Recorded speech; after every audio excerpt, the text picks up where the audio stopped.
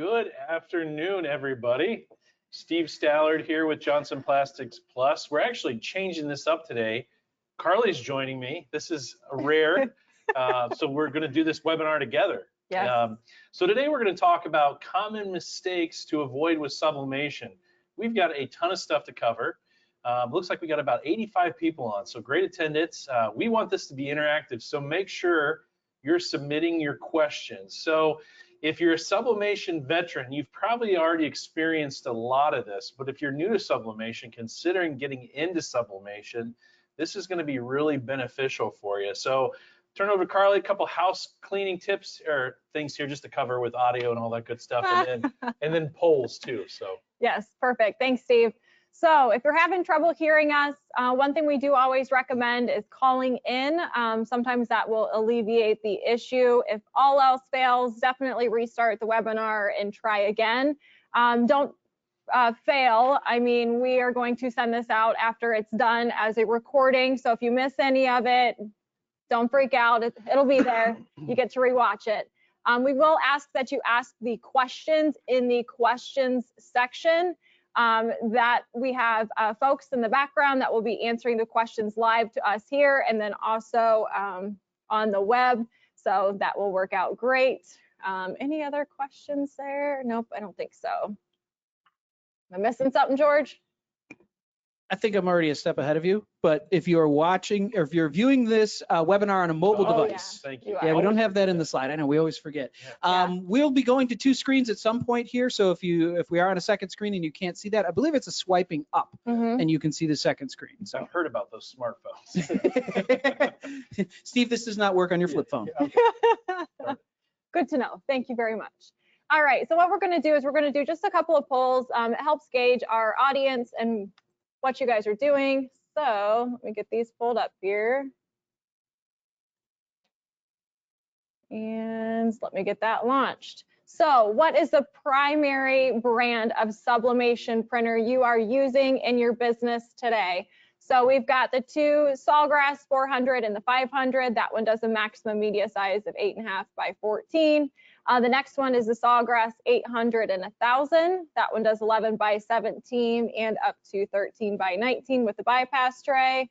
The new ever sought out Epson F570, the Sawgrass BJ628, and other or converted Epson or whatever you may be working with.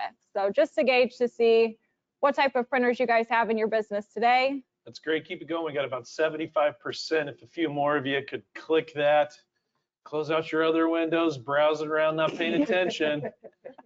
See, now I said something that's picking up. Those of you who heard me.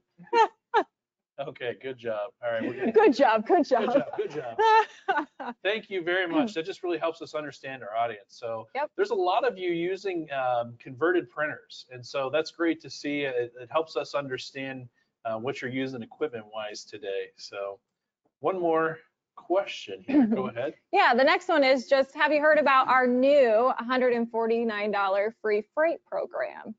And folks, that's down from $400. So we have slashed that tremendously. So make sure if you're new to Johnson Plastics Plus and you're considering a supplier for your sublimation, to really take a hard look at us. We'd love to earn your business. Absolutely. And those of you buying from us, thank you already, of course. Hey, Steve, just wanted to throw in there real quick that if somebody wants to learn about the free shipping program, they can go to jpplus.com/free shipping. Sublimation printers, some of the printers are eligible for the free shipping. Yeah. And the 11-ounce economy mugs now are. Oh, that's awesome. Yeah. Yeah. So all your Sawgrass 1000 and 500, and then also on your, we still doing the F570s? Yes. The 570s, yes. We will ship those for free. So. Yep, that's an amazing savings. You've heard it here now. Even if I am wrong, it's too bad. We are stuck. All right, I'll go ahead and close that out. Thank you guys. It's very helpful. Okay. I think that's all we've got. Just one more. Okay, go ahead. Sorry. One more. Sorry. So George did mention this. So if you're on your smartphone, you will swipe up to change the screens.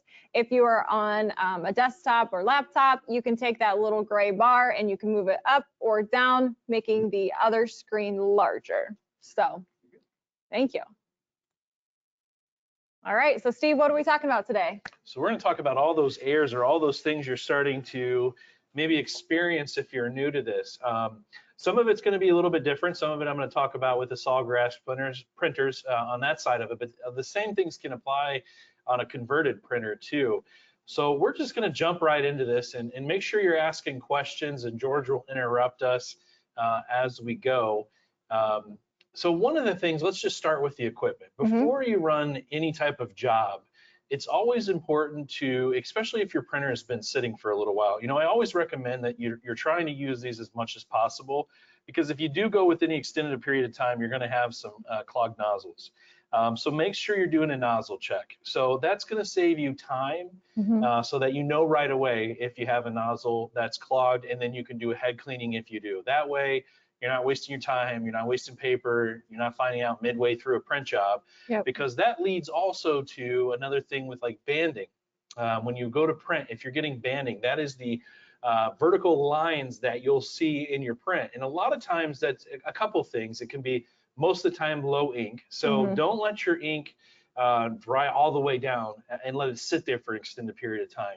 I mean, obviously you want to maximize as much ink as possible, but when it's low and it's time to change it. Just don't let it sit there like that. So banding can be caused by that. Also, maybe some dust or dirt on your print head. So those are things to look for as far as a maintenance item from the standpoint of the printer. Doing that. Let's see, anything with ink wise. Can you cover anything you think of? So how you do a nozzle check is very quick, very simple, and very easy. That's done on the front screen of the Sawgrass printers. It's just in the menu.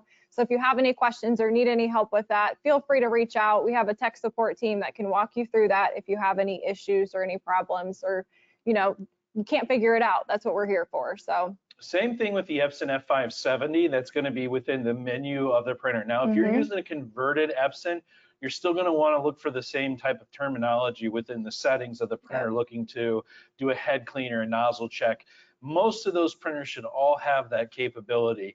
And then you'll be able to see if you're missing lines off of each color, if you need to do a head cleaning on that. So go ahead, George. Hey, Steve, we got a question. We got a customer who is gone from a Ricoh printer to a Sawgrass to an Epson F570, was having a little bit of color consistency issues and wanted to know if they should be using a CMYK or an RGB file in their graphics file.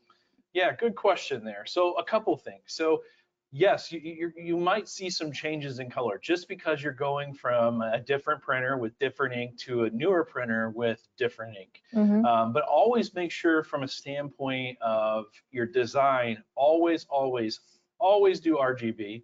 You're not going to get the right colors under CMYK mode, so make sure that you're doing that. Also, are you using the ICC profiles on the Epson F570 that are supplied for hard and soft substrates? Then you might just have to start tweaking some things from there, and then you can get into creating other, custom profiles and things like that. So feel free to give us a call if you need some additional help and see what we can work through. But a lot of that stuff can be tweaked and figured out. It just takes some time to work through that. I know it can be frustrating and wasting substrates and paper, but yeah, make sure you're following that. Now this one may require some personal attention, so we'll see, but I'm going to ask the question anyway. At a customer who's got an SG-1000, says when he swaps out the ink, that the printer still says low toner, even though the computer says that he's on his black toner, it's still got about 20% left. Is there... First thing I'd check there is, are you running the most up-to-date print manager software there? And then from there, for sure, give us a call, because that's something we're going to have to look. That might be uninstalling the printer and reinstalling it, and make sure you have the most current version of Print Manager. So those two should be seamlessly communicating, because there might be other issues going on too that you might not be aware of there, as far as when you're sending a print job or selecting things. So it might be good just to start and uninstalling it, making sure it's up to date, and then reinstalling. And call us if you need help. We can have our tech team take a look at it too. They might know the answer right away, because that's all they do is take those calls and help customers. So sometimes they know things way before Karli and I hear about it. So. Yep, absolutely. And we'll pull up the website at some point during the webinar, and I can show you guys exactly where you would reach out to our tech team. This way you guys can find that directly on the website. Yep. Sounds good. What else do we want to cover? We're talking about ink. Let's jump on ink real quick. Okay. And I get this a lot of times, and if you're evaluating whether you buy a Sawgrass product or you're thinking about converting an Epson, a lot of it comes down to ink cost and cost of the printer and all that. I completely understand, and those things you have to evaluate. But when you're looking at ink, always try to use a name brand ink. And if you're converting, I wouldn't jump around for multiple different brands of ink. I would find one you like and stick with that. And then always pick a brand that can help provide you an ICC profile that's available for your substrates, even if it's on the most basic standpoint of a soft substrate and then a hard substrate, because those are going to be crucial. So if you're jumping around on ink or not sure, just find those brands. If it's a Sawgrass, stay with the Sawgrass. If you're using the F570, stay with the F570 ink. That ink is so inexpensive at $17.99 a bottle that it's well worth it to stay with that, because when a manufacturer puts out those inks, they've tested that ink and put a lot of time in that to make sure that that is optimized for the print head, for the printer. And it's just not manufacturer talk, so they buy your ink. Obviously, they want you to, because in the long run, it creates less headache for you and them. But it's important to stick with that, so make sure you're doing that. It's going to create consistency. George, sorry. We're kind of, no, you're all right. We're kind of talking about ink a little bit here. We have a question. It's a little bit of a crossover question. Okay. We got a customer who has an iColor 550, which does both the sublimation and the heat transfer. And she's kind of curious as to know when she should use which technology, which is a really good question. That's a good question. You want to tackle that? Sure. Okay, go for it. You've been talking a lot. It's my turn. Share the question, Steve. Share them. Oh, shoot. So when using sublimation, it's a very intricate technology, and a lot of folks are going to want to use it on drinkware. Is probably the most popular because it is dishwasher safe, it is vandal proof, it's waterproof, obviously, and it doesn't have a wash life like you would have with a toner transfer printer. So that's one of the biggest ones I see customers using it for. And then also, I mean, what else would you say? Well, when you're evaluating that, as far as when to use toner-based sublimation and when to use an aqueous-based solution, and because we sell both, as far as if you're wanting to do a metal panel like this, you're never going to get as good of quality than you would on an aqueous-based system, a converted Epson, the Epson F570 is Sawgrass. You're going to get that. Toner-based sublimation is very, very fast. You can use plain paper. The output is a lot faster than the ink-based systems, but it caters towards vector artwork, so not this style stuff. If you're doing vector artwork on fabric, I think it works really well for that. You can definitely do some drinkware if you want to do that. It will require an extra cleaning because the toner leaves a little bit of a gritty film on the substrate. So if you're doing hard surface stuff like that, keep in mind that's something to look at. But if you're wanting to do high quality photo outputs, you're going to want to stick with an aqueous-based system. If you have an iColor and you want to switch to sublimation, fabric and vector artwork. So go ahead, George. Hey, Steve, we got a question for you and Karli. When printing, I have a slight bleed to the side of a solid image that shows up after the press. Any thoughts on what might be causing this? So if I'm reading correctly, they're pressing it and they're getting a slight bleed to one side after the pressing. That's interesting. I'm trying to visualize that.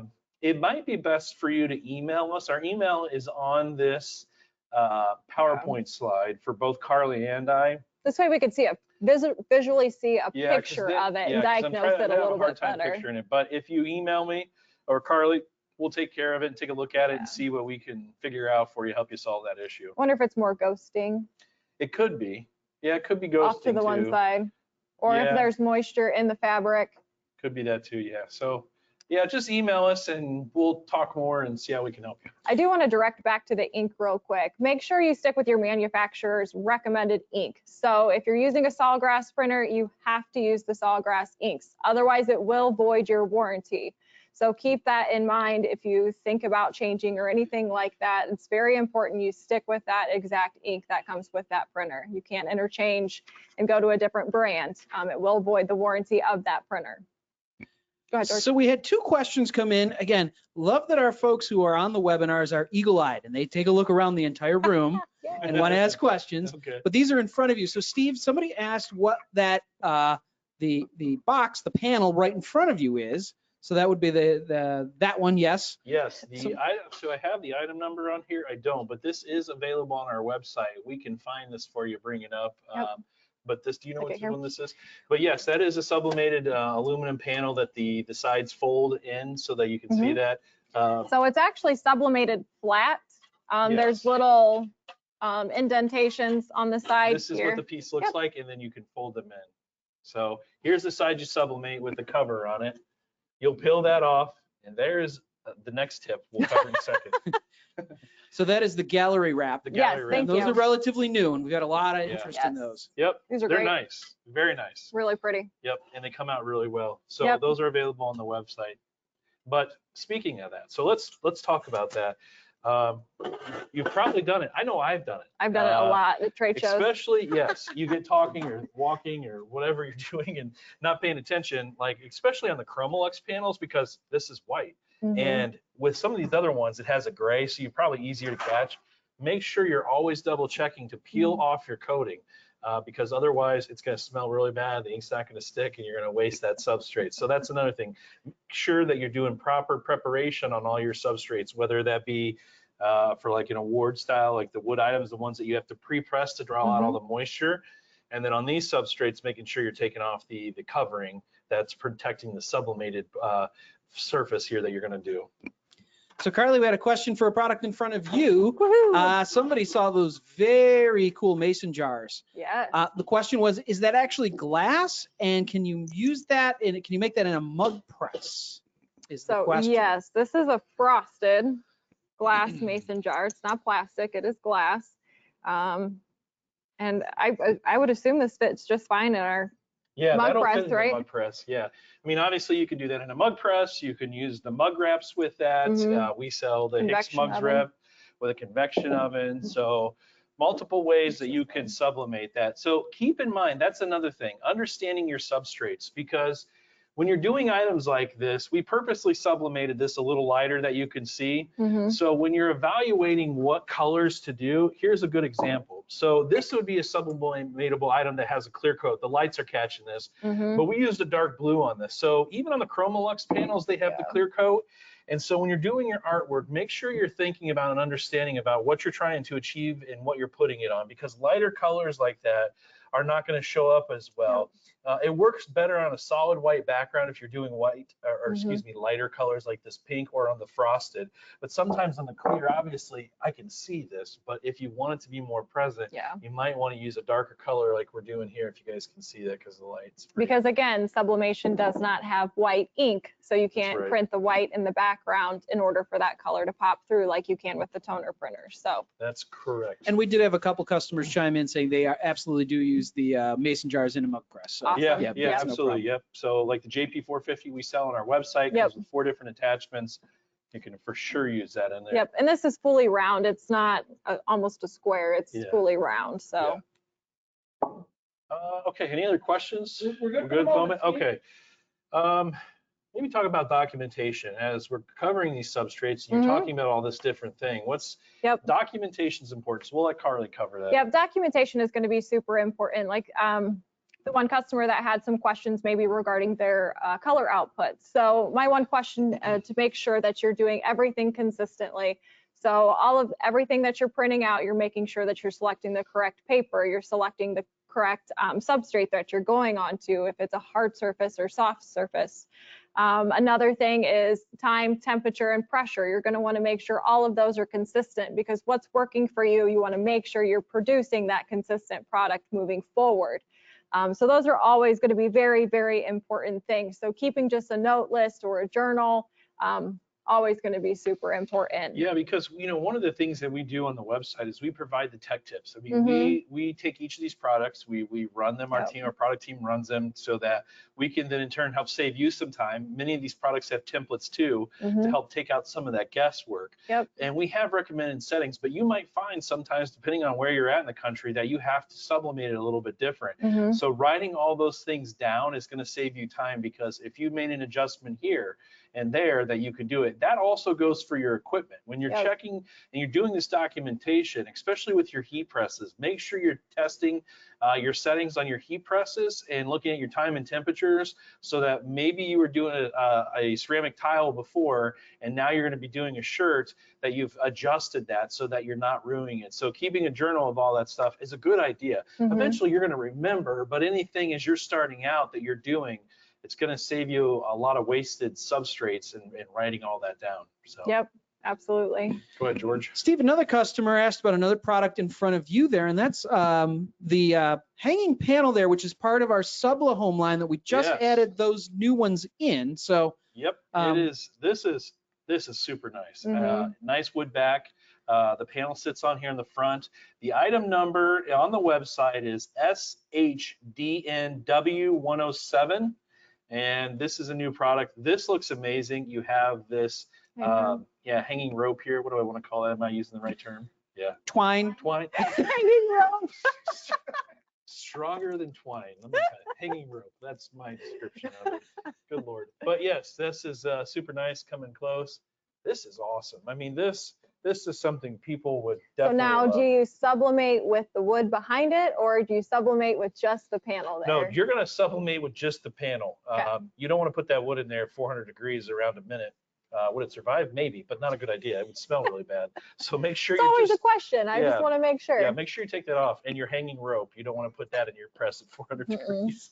I do Would like not be a good idea. I do like how Karli was testing Steve there. That was very nice. I appreciate that. And those do come in different sizes and with a couple different wood backers as well. So Awesome. All on the website. Call us if you have questions, chat in, whatnot. We've got a whole team that can help you find the right substrate and answer any questions. Yep. Okay, we covered that. Do you want to talk about paper, sublimation paper? Go ahead. Okay. That's your favorite. One question. Oh, go ahead, George. We got another question. yeah, we got a question here, Steve, and it's a good one. It's about pressure. Let me see. I just lost it here. Okay, there it is. Is there a rule of thumb to determine how much press, if you have to set your press to a low, medium, or high pressure, or do you usually just adjust and guesstimate? So. Yeah, isn't that an interesting thing? So the only accurate press in that sense would be, well, and accurate's not the right word. If you're using an air assisted press where you're dialing a PSI for like doing Chromalex panels or fabrics or things like that. All the other ones have a dial adjustment and you're doing it based upon a bar pressure, or they're labeled like 1 through 6. So I always say if it says a high pressure, you want it towards the high end of that bar scale. If it's a product that requires a medium pressure, you want it right in the middle, and then light, you want it down. So yes, unfortunately, there is some guesstimation in that, and that's one of those testing things you're gonna have to kind of figure out, and that's why you wanna double check if you're in between jobs and changing. So follow the bar pressure on your heat press. Get a good quality heat press. I can't stress that enough. I know it's an investment into the printers and all that. And then you see these great prices out on the internet for these off-brand presses. Buy an American-made press. We carry Geonite, Stalls, and Insta, and those are all great American-made presses. They are going to last you forever. All of them have lifetime warranties on the heat platens. You know, the Geonite has 5 years on the controller, 1 year on parts and labor and tech support. So, you know, Geonite's been in business forever, Insta and then Stalls. So all those good quality presses are also going to help you make sure that you're getting quality presses, because a lot of times if it's off and you're not getting even heat, then you're going to notice spots within, like, I'll call it maybe clouding, or it's just not as vibrant in those areas, because you need that equal heat and pressure with sublimation, and you'll lose that with those cheap presses. It may work for a short period of time, but then the next thing you know, you're throwing away substrates and you don't know it's just your heat press that's junk. Yep, gives you a good, consistent result. Yeah, went on a tangent there. That happens. Passionate about heat presses. If anybody's been to any of our webinars, they know this happens with these. I'll preach it all day long. So just a reminder too, on our website, if you go to the product pages under downloads, we usually have a tech tips for our sublimation products, which gives us a good jumping off point. Yes, so go to the website to get the tech tips, because while we're on that, I'll jump back to paper. Paper will be there, but while we're talking about tech tips, as I said, buying good quality sublimation products, and that's going to play into, you know, I see a lot, and we're part of all the forums, and, you know, there's products that you can find at other stores or products you can pick up here that you've figured out work on sublimation, and that's fine. But a lot of times you can waste a lot of time and money determining if that's a good quality sublimation product. You know, there's a lot that our team goes through to make sure that we're bringing you the highest quality sublimation products, things that we look at in the manufacturing process, who we're purchasing these from. So one of the things that we're taking that work out of it for you, and we're testing this, that's going to save you time and money. So yeah, it might be a couple dollars more expensive than something you saw at Walmart or something you saw here, but you know you're going to get consistent results with this and consistent quality. We're going to stand behind the products that we're selling. And then tech tips. A lot of times we have templates on there. We're going to tell you how to sublimate it, if it's medium pressure, if it's this in time. So we're here to help you with that as your partner, as you're starting your adventure into sublimation. Okay, do you want the question on color first, or do you want the question on heat presses first? Heat presses. Okay. I mean, he's already on a roll. I was going to Just say keep we'll it go going. there, then we'll come back to the color question. So the question about the heat presses is there a difference between the clamshell and the swing away press as far as heat distribution is concerned? Well, absolutely for sublimation there is. So for sublimation, you're always going to want a swing away heat press, because that swings away, comes down, and evenly comes down on your product. A clamshell comes down, and a lot of times your back hits first and then the top comes down. So like if you're doing a tile or something along those lines, you can crack that. And it can also cause ghosting because it's creating and can shift things, and it's going to ruin things. So if you're using a clamshell for like vinyl and doing other transfers, that's fine. But for heat transfer, for sublimation and heat transfer with the printers, you're going to want a swing away press. It's going to save you a lot of time and hassle. And Karli's going to demo how to do a shirt. And if you're using a swing away press, a lot of people just pop it up in all in one motion. You want to pop that press and then swing it away, so that's not creating like a snapping effect too. So that's another thing. Did you let Karli like that snapping effect? Yeah. So a couple questions on color here. So Okay. I'm going to try and bundle these together because we've had several come in. A couple new customers and new people to sublimation. They're having their blacks coming out a little bit on the brown side. They want to know, is there a rule of thumb that they have there? Like, is it too much pressure, too little? And then someone also had as a sawgrass printer, their reds are coming out a little orange, and they're not sure what's happening there. So we're kind of asking you to troubleshoot without being able to troubleshoot, but Yeah. you could give them a little help. Okay. So there could be a whole host of things there. This is a tough one, so buckle up, okay? One, it could be your artwork. There's that old saying, crap in, crap out. So what kind of artwork are you designing with? Is there any other colors in your design besides just black? Looking at making sure you have the right color there with your setting up in the base of your artwork, okay? A lot of times I get folks to say, here's artwork for you to print, and it's just not print ready artwork. I'd say that is most of it, having the right type of artwork, making sure that it's in RGB, okay? So checking that. Pressure, yeah, if you're not having enough pressure when you're doing that and it's coming out lighter, like if it looks good on a fabric, but when you do a metal panel, it's not coming out right, you need to tweak your settings. Also, as for new folks, as you're taking down this world of color, you also can't look at your computer screen and say, well, that looks right, but it doesn't look right when it comes out. You can't go off of that, because to have that kind of capability, you would have to have your color monitor, a high-end color monitor that's then profiled and matched into the ICC profile that you're freshly creating with a spectrometer based upon the substrate. So there is a whole rabbit hole that you can go down to.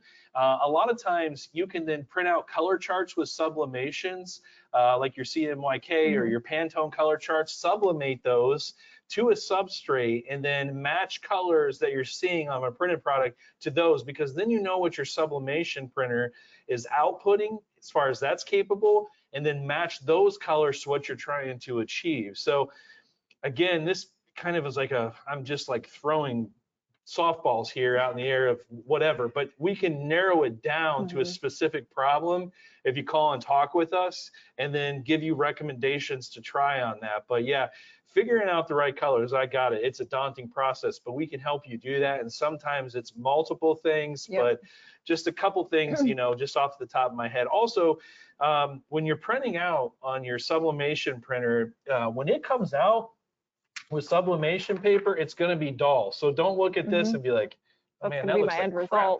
So keep in mind when you're starting this, your print on your paper is going to look dull, and then when it's done, it's going to look like this magnificent metal print here.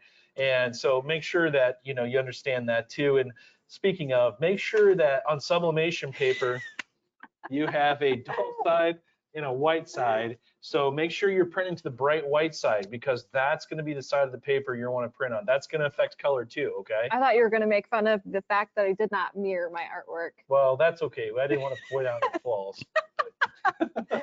So we had a comment from Craig, and I love this. And Steve, you guys can speak to this. He said, if black is brown, turn it down, heat or time. If black is green, gotta get mean, turning up the heat is what he suggests. You heard that somewhere? Yeah, honestly, I've seen that, you know, in different things. So yeah, that's a good way to look at it. And again, those are things you just need to work through and figure out what's going on. So start with the guide in the products as far as the tech tips as a base, and go from there. You hear me rattling around because I'm sorry, you hear me rattling around because we had a question about the wine and cheese set and how do you press this, because it comes as two pieces. Steve, I'm going to hand this to you, or have Grace. And while you're doing that, Moscato and Gorgonzola, wine and cheese pairing. Just trust me, you'll thank me later. Gross. Sounds no, it's fantastic. Trust me. It sounds good. That's on the next webinar. Wine and cheese. Okay. Go ahead. So you have a sublimatable side here with this, and you can tell because as you look, there's a distinct difference. I can guarantee we have a design template on the website with this that you can put your artwork into. You're also going to want to use one of the silicone pads with this, probably the green foam, the green foam with this, and the directions are going to be in there. Just don't go pressing this to the press and clamp down on it, because you're going to crack that glass. This is probably going to press for a couple minutes at a time. I don't have the tech tips up in front of me. I know some people think I should remember all these, and I don't. So there's so many different ones. So on the website, the tech tips will tell you exactly the time, temperature, and items to use. So that'll be on there. But yes, you've got a distinct side here. You're going to want to use the green foam pad, all the directions, the templates on the website. Now, and these look really cool. Would you mirror that? Would you mirror your artwork for this one? No, on this you would not mirror. Okay. Thank you, Karli, for pointing that out, because I would have forgot. So do not mirror your artwork, because you're going to see this through the front side. So on anything else, you're going to mirror your artwork unless it's this type of application where you want to see the reverse, see it through the front side of the glass, okay? So very cool. That's going to apply for the cutting boards that we sell on our website too. Yep. Okay. All right. I think I'm going to go ahead and work over my way to the press if you want to talk about something else while I get situated over there. Where did we leave off at? We talked about paper. Let's talk about paper? Yeah, we'll talk a little bit about paper. We'll come back to that because it won't take Karli time here. Let me just you want me to pause this, George? Click here. Is that it? Okay. Sorry, I was going to go tech tips and I forgot. That's all right. We'll just let Karli get set up here. So next, when we come back, we are going to talk about paper, the difference between a multi-purpose paper. We're going to talk about the difference between a tacky paper, a hard surface paper, and understanding when to use those, how it helps you, things along those natures. So what Karli's going to do now over at the press, once they get set up, is they're going to discuss pressing a shirt. That's always a tricky thing when you're learning sublimation, not to get press lines. And there's a lot of different tips and tricks that you can do out there. She's mastered that, and she's going to cover it. So I'm going to turn this back on. Click this. Okay, now click that. No, okay. George is giving me directions. Otherwise, I'll mess it up. All right, well, I'm going to go ahead and go while Steve's doing whatever he's doing. So what I did is I went ahead and threaded the shirt onto the heat press. I'm going to go ahead and give it a quick pre-press to get rid of any wrinkles and also to get rid of any moisture that may be in the garment already. So just a quick press down. And then I'm also going to use a lint roller to make sure we have anything off of the shirt. Say we had some lint or something like that on the shirt, the sublimation ink would not adhere to that part where the lint was at. So it's always an important part of the process. Okay, I'm going to go ahead and take this off.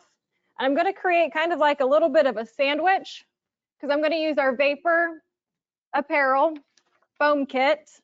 So I'm going to start with the foam, and I cut the foam smaller than my piece of paper, but larger than my artwork. So that's going to help a lot with those press lines. So I'm going to go ahead and place that down first, and then the Teflon sheet over top.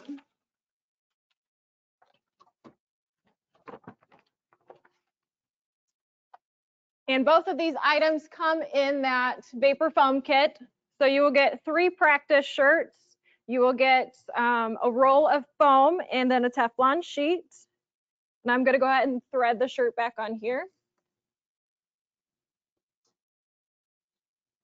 Okay. Any questions or anything, George? I like to multitask.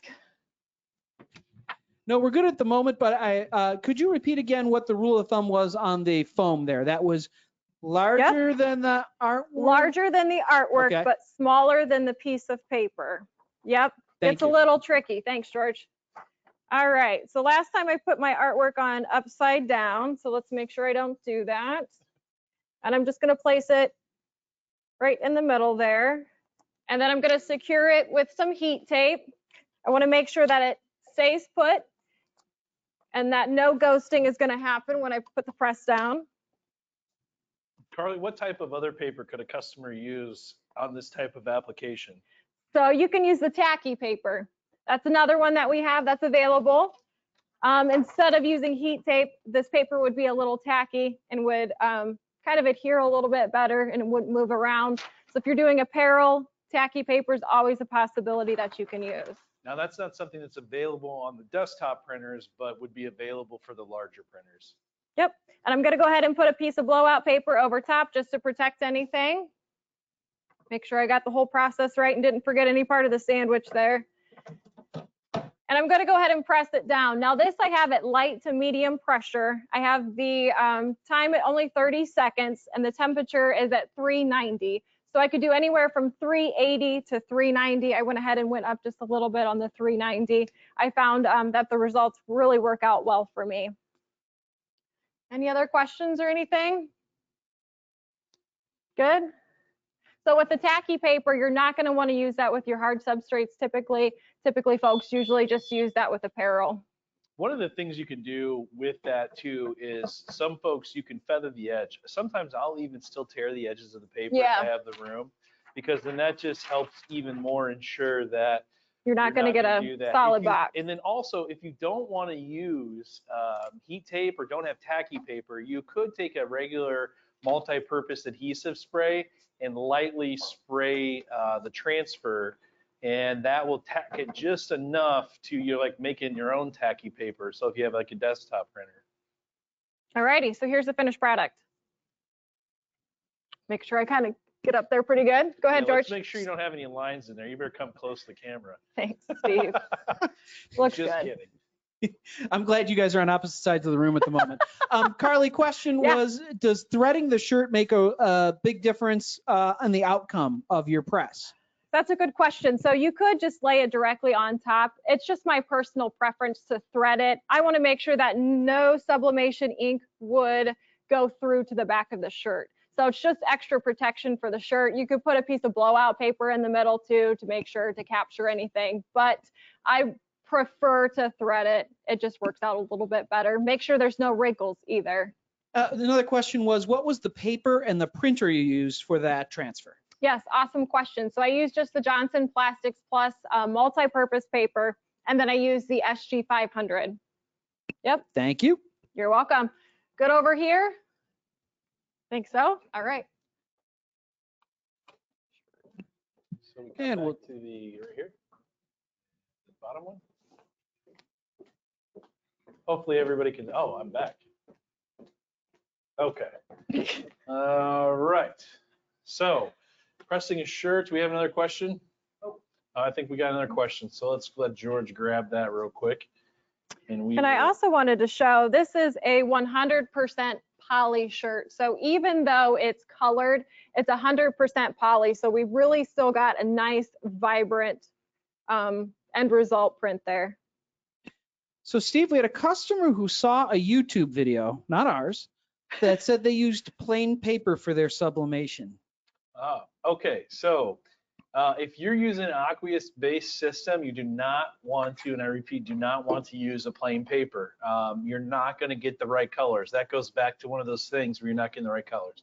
If it's a toner-based, like the iColor 550, 600, you can use plain copy paper because the whole makeup and chemistry of the toner versus ink is much different.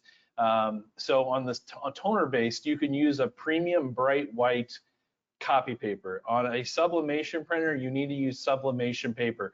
It's typically a clay-based paper. So there's high release papers that are made to release a high amount of ink into products like that shirt that wants to take in a lot of ink versus like a hard surface paper. So there is a big difference. Again, to be successful and have the most consistency and the most wow factor, it's all those little things that play into it. So be careful of that. But if you do have a toner based, you can use the copy paper. So. Karli, question for you. Someone asked if they do thread the shirt, should they be using blowout paper when they're doing their press? So blowout paper on top is always a good solution. Underneath, it's not necessary unless you want to, because you already have a foam pad and you already have a Teflon sheet underneath. So your bottom platen is pretty protected and it's not going to go through anywhere. So I did want to bring up what the end result looks like compared to what the print looked like, because like Steve had mentioned, it's going to be a lot more muted on your piece of paper. So just to see the image quality and vibrancy, I think there's a huge difference in that. Oh. Yeah, there is going to be for sure. And then here's one that's done on because I have all the time I have customers ask, can you use this on blends? The answer. What brand is that? Is it Bella Canvas? Because a lot of folks will use Next Level and Bella Canvas shirts. So this is only 48 polyester, and you're going to notice it's extremely muted on here. Now you do get some very cool designs that you can do with that. Weird shirt. Yeah. I'll put it upside down. It's a little easier to hold. Here's another comparison. So it gives you more of a vintage look, right? That which is still very cool. It just, keep in mind your artwork and what you're trying to achieve. But here's another one. Again, this one here is Next Level. Yep. That's been sublimated onto, and this is I'll tell you the blend. But I mean, it gives you a good idea of what the outcome's going to look like, because it's also the ink's also going to embed within the color of the actual substrate itself too, which may change your color profiles just a tad bit. So on this shirt, it's 65 polyester, 35 cotton. So 35% of the sublimation ink did not stick to this. That's another way to look at it, okay? Yep. But you can still get a cool design. So keep in mind, it doesn't have to, polyester isn't like you think of old polyester. There's performance poly, right? Like what Karli had. But then there's also ring spun poly, which feels a lot like a nice cotton shirt. I mean, I know my favorite t-shirts to wear are a poly cotton blend. And I think that's for a lot of people now. Sometimes there is some folks that want, dark 100% poly, and that's okay too, or 100% cotton. But a lot of these poly blend shirts can work. Just keep in mind, vibrancy is going to be the difference. A question on when you were pressing over there, Karli. I was getting ahead of myself. I was starting to ask the question before I said your name. Why the Teflon paper? What is the Teflon, or what does the Teflon sheet do?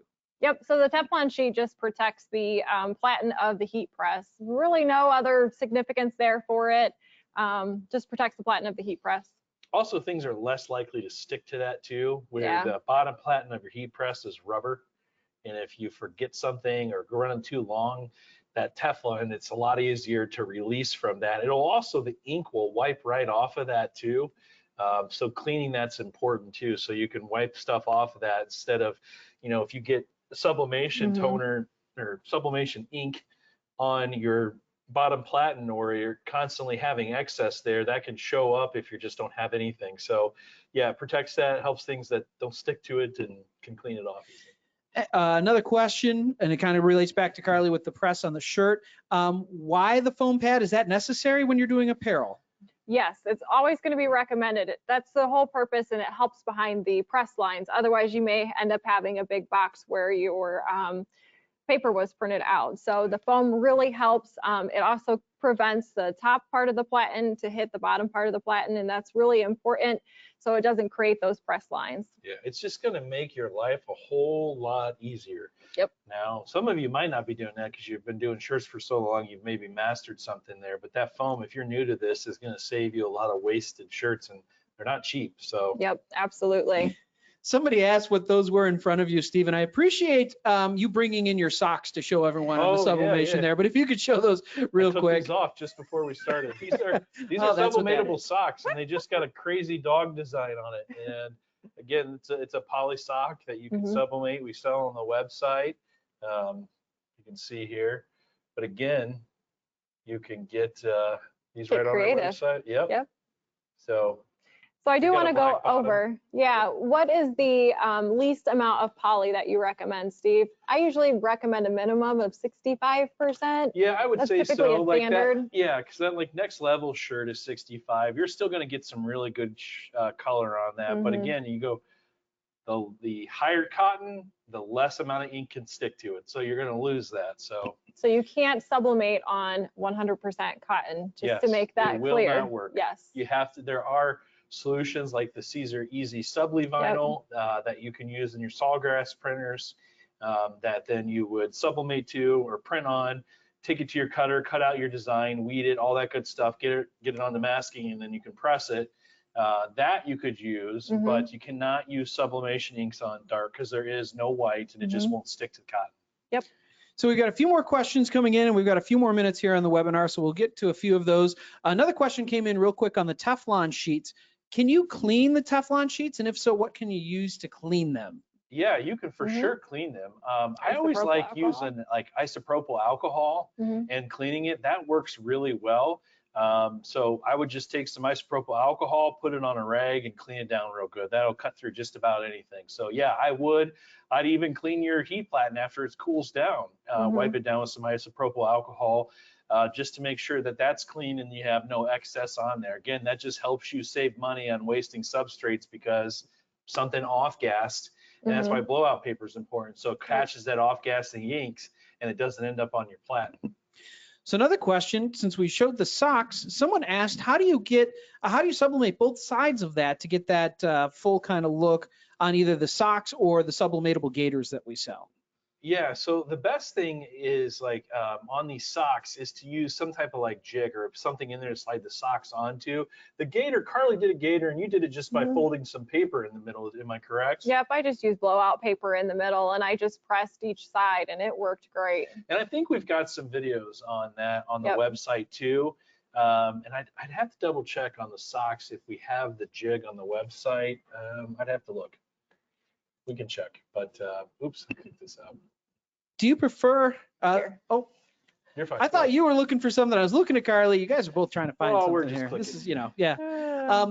Do you prefer Teflon over butcher paper? Is there a difference? Someone else asked that question. I would use butcher paper as a blowout sheet if you want. I wouldn't use that in place of your Teflon. I would keep your Teflon on your bottom and then use butcher paper, or we sell blowout paper that's 16 by 20 for 500 sheets you can buy it at. That's very similar to butcher paper. But yeah, you want to use butcher paper as a top covering to catch any off-gassing ink. So question we had was, a customer said almost every time that they press a shirt, they get a yellowish box around their transfer. Is there any reason that would be causing that? Or I'd say back down your heat because it sounds like you're burning your shirt.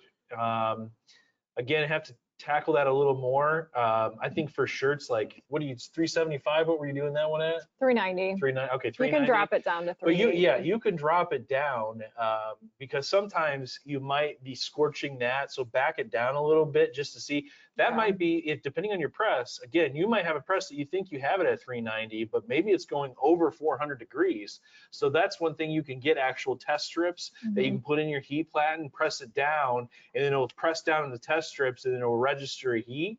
So that could be something you want to take a look at, maybe just backing down that heat.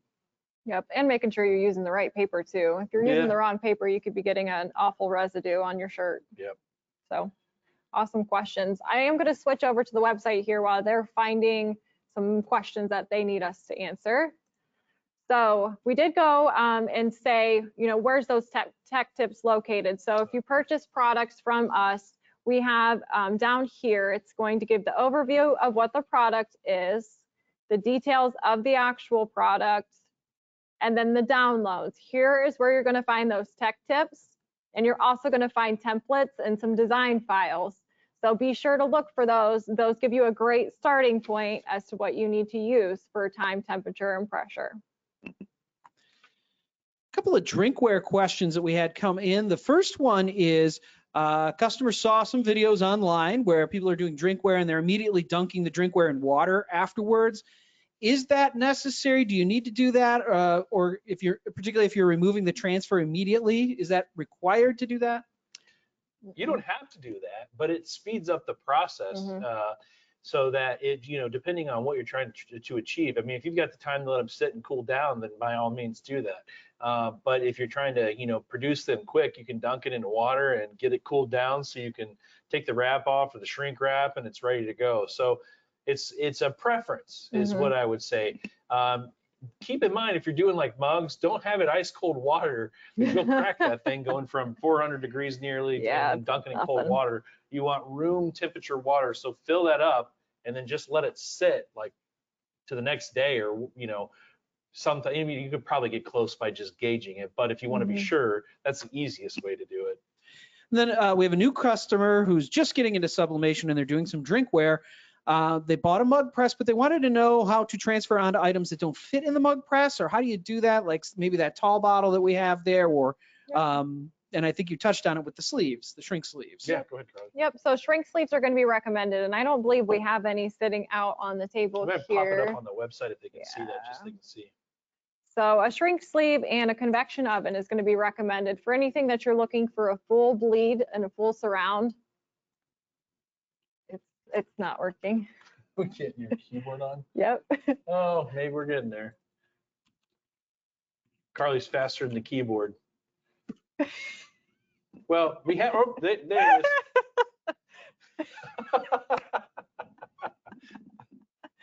Oh man, That's so the keyboard. how she thought that was spelled too. I think this is a good point where we're almost done with the webinar, so you can pull up the shrink gosh. sleeves. We'll give you another minute or two to ask some questions here. Go ahead. Yep. And then, fire away. Yep. So we'll Shrink sleeve, grab some- convection oven. Steve's got a process on that, a Yeah, quick we just video did- on yep. how to. On our website, right there. Yep. If Karli could click It's there. not going to. Oh, okay. Yeah. Yeah, it's not working. So the website's working. Our computer is not working. So The on delay in on the this. website, under webinars, we have all our videos are on our that will. YouTube channels. You can see us I just there. can't type anything in. So here you can come through and look at all our upcoming and current, and then if you scroll down, these are previous, and you can see all those videos we've done on all different types of products, and then on YouTube also.